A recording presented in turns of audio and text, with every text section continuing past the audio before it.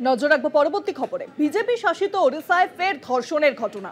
ধর্ষণের শিকার 19 বছর বয়সী এক তরুণী। পুরীর সমুদ্র সৈকতে বন্ধুর সঙ্গে ঘুরতে গিয়ে ধর্ষণের শিকার।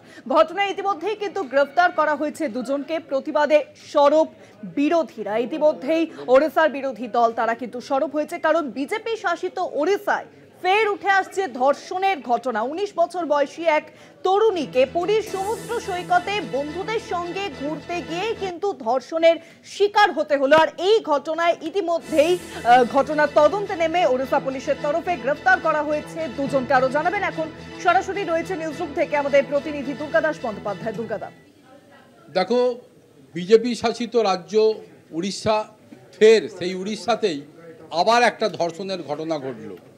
এবং ধর্ষণের ঘটনা ঘটার পেছনে যে কি কারণ রয়েছে এবং একের পর এক ধর্ষণের ঘটনা এই উড়িষ্যার নতুন সরকার আসার পর থেকে যেভাবে ঘটে চলেছে তা কিন্তু আখেরে দিনের শেষে উড়িষ্যার ল অ্যান্ড অর্ডার যে সিচুয়েশান, আইন শৃঙ্খলার পরিস্থিতি যে ক্রমশ ভেঙে পড়েছে এবং সেখানে যে মহিলারা সুরক্ষিত নয় এটা কিন্তু প্রকাশ্যে চলে আসছে।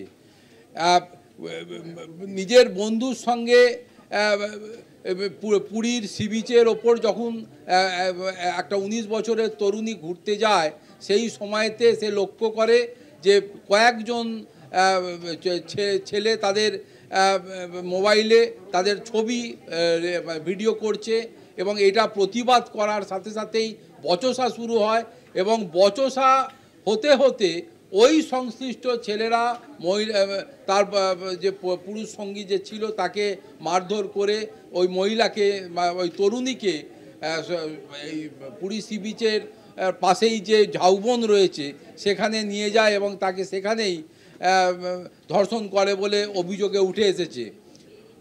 প্রতীক সিং, পুরীর যিনি এসপি, তিনি জানিয়েছেন যে প্রথমে লজ্জা এবং ভয়ের কারণে ওই সংশ্লিষ্ট তরুণী মুখ না খুললেও পরবর্তী সময়ে পুলিশের আশ্বাসে এবং মহিলা পুলিশের উপস্থিতিতে পুরো বিষয়টি বর্ণনা করা হয় এবং বর্ণনা শোনার পরেই উড়িষ্যা পুলিশের পক্ষ থেকে দুজনকে গ্রেপ্তার করা হয়েছে। বাকিরা এখনও পর্যন্ত পলাতক।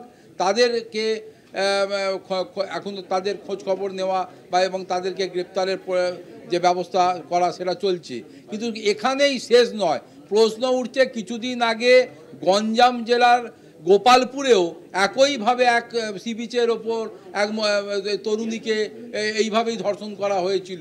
ফলে একের পর এক যেভাবে এই ধরনের খুন ধর্ষণের ঘটনা উড়িষ্যার বুকে ঘটে চলেছে তা নিয়ে বিরোধীরা ইতিমধ্যেই সরব হয়ে উঠেছে।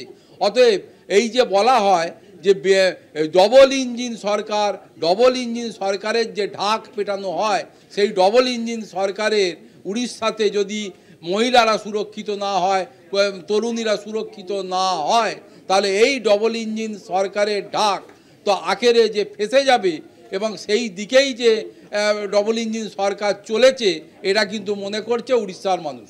অনেক ধন্যবাদ দুর্গা দা। নিউজরুম থেকে সরাসরি ছিলেন প্রতিনিধি দুর্গা দাস বন্দ্যোপাধ্যায়।